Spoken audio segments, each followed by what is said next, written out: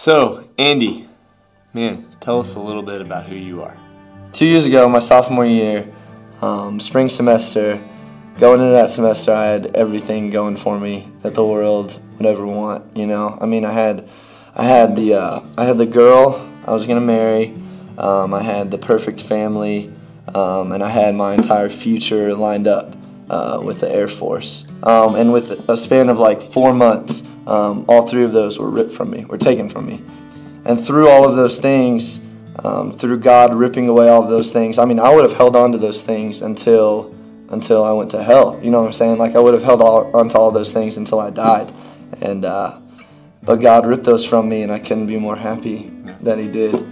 So before that 4 months, you were not a Christian. You were just, I feel like I saw you in church around then. So were you just doing the Sunday thing, or Yeah, what's that? For sure. I could talk the talk. I mean, I went to church. I went to youth group. I did all the stuff, but I wasn't living. Like, I wasn't a disciple. I mean, I don't know if I was saved. I mean, I believed in God, but that's not faith. You know what I'm saying? Yeah, for sure. So I mean, you can say it was a 4 month span. Was there just a single point that you can drill down to and say, man, at this night or at this point, something happened, and God just brought me to my knees, and I knew what that was like, you know?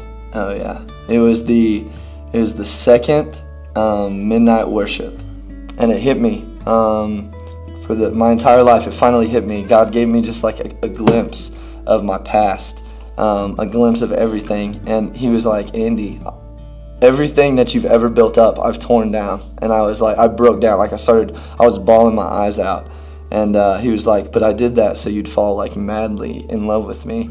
And like I said, it was the most miserable time of my life, but I wouldn't trade it for anything. So that Friday night at midnight worship, I broke down, and I was like, God, whatever it takes, I don't care. I will do anything for you. And I know I meant it, and I know I was telling the truth, and I was like, whatever it takes, make me fall in love with you. Like, I want you so bad.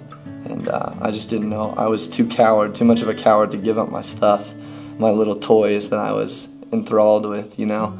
So he took them away from me, and I'm very thankful for it.